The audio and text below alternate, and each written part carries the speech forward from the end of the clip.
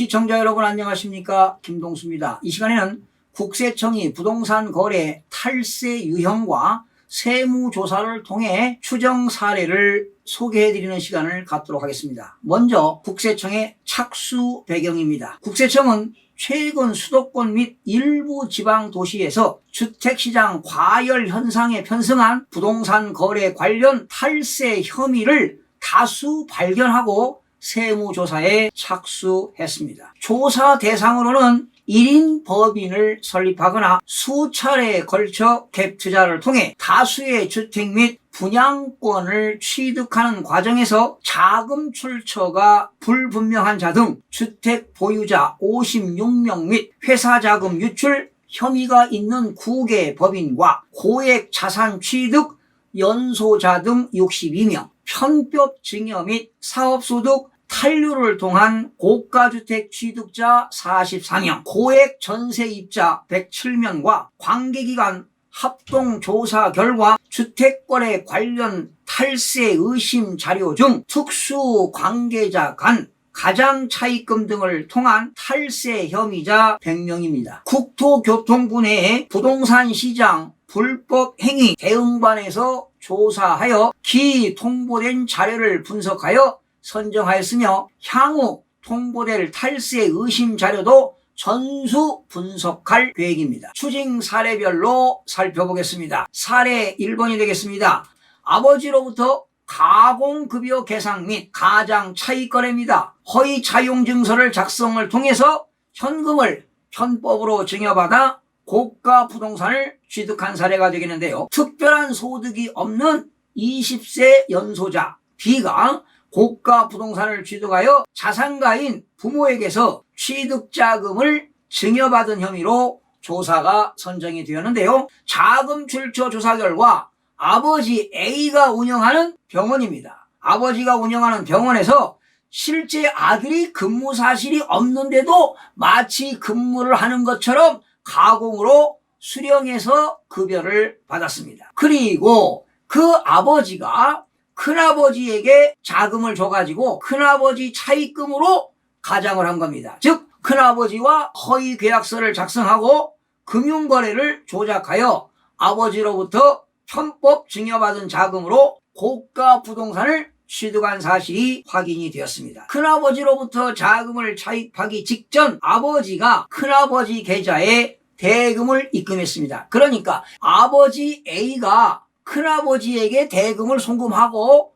그 아들은 큰아버지로부터 마치 돈을 빌려오는 것처럼 위장해서 차용증서를 작성한 겁니다. 조치상으로는 아버지로부터 편법 증여받은 현금에 대한 증여세 수억 원을 추징한 사례가 되겠습니다. 사례 두 번째가 되겠습니다. 고액의 가공 인건비를 계상하여 법인자금을 불법 유출하고 사주 일가의 부동산 취득 및 호화 생활에 사용한 경우인데요. 주식회사 아무개는 공사 전문업체로 일용 근로자 인건비 지급액을 과다하게 계상하고 근무 사실이 없는 가족들의 인건비를 가공 계상하는 등 거액의 가공 인건비를 계상하여 법인세 소득을 탄루한 내용입니다. 가공 인건비로 조성된 자금 등으로 사주 일가의 고가 아파트 등 부동산 취득에 사용하고 잦은 해외여행 등 호화 사치로 생활을 영위한 바 있습니다. 법인세라든가 소득세, 증여세 등 수십억 원을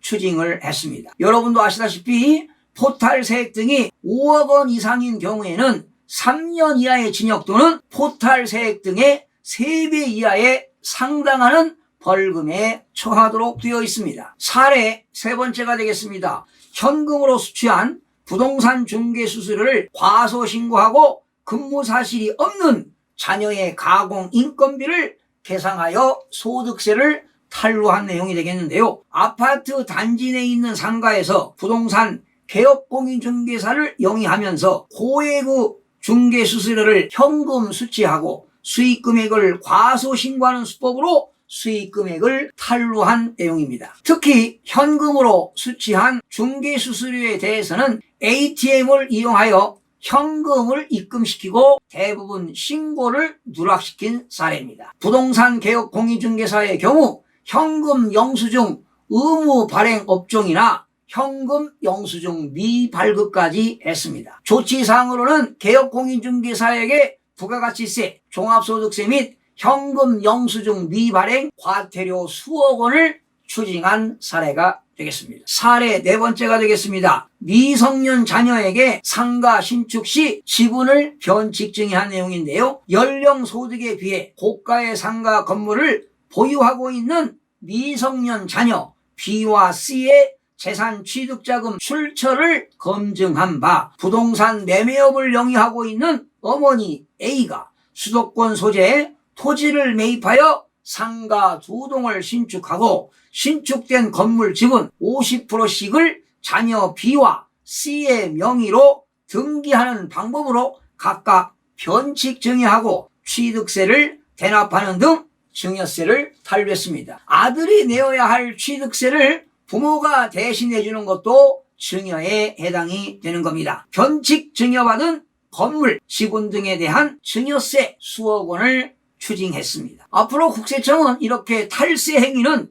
끝까지 추적하여 철저히 과세하겠다는 것입니다. 김현준 국세청장은 개인, 법인의 다주택 취득, 보유, 임대, 양도 등 부동산 거래 전 과정에서 정당한 세금 없이 편법적으로 부를 축적하거나 이전하는 사례가 없도록 끝까지 추적하여 철저히 과세할 것을 지시했는데요. 앞으로 국세청은 부동산 시장을 면밀히 주시하면서 특히 주택을 이용한 불로소득에 대해서는 다양한 경로와 방법으로 세금 탈루 행위를 파악하여 엄정히 대응하겠다고 밝혔습니다. 참고로 조세범 처벌법에 의하면 사기나 그 밖의 부정한 행위로서 조세를 포탈하거나 조세의 환급, 공제를 받는 자는 2년 이하의 징역 또는 포탈세액, 환급, 공제받은 세액의 2배 이하에 상당하는 벌금에 처하도록 되어 있습니다. 다만 포탈세액 등이 3억 원 이상이고